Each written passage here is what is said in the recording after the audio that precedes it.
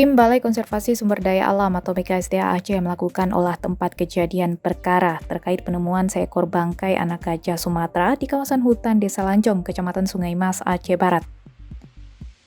Kepala BKSDA Aceh Gunawan Alza mengatakan dari hasil olah TKP di sekitar kematian gajah, tim tidak menemukan benda tajam dan benda mencurigakan lainnya.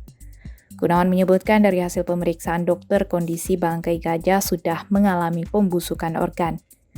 Diketahui anak gajah tersebut berkelamin laki-laki dengan perkiraan umur sekitar 9 tahun. Pihaknya tidak menemukan tanda kekerasan pada bagian bangkai gajah. Tim juga menemukan sepasang gading gajah sepanjang 35 cm.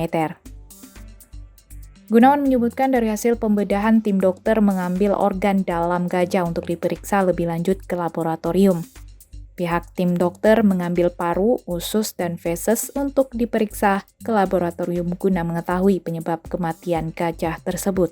Begitu juga dengan sepasang gading gajah yang sudah diamankan.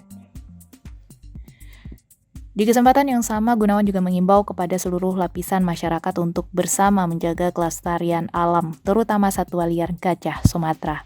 Karena menurutnya berdasarkan peraturan Menteri Lingkungan Hidup dan Kehutanan, satwa yang hanya ditemukan di Pulau Sumatera sudah berstatus terancam punah.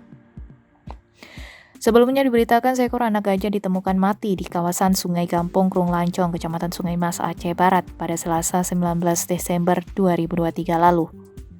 Berdasarkan informasi yang diperoleh, anak gajah yang mati pertama sekali ditemukan oleh warga setempat, kemudian melaporkannya kepada Kepala Balai Konservasi Sumber Daya Alam.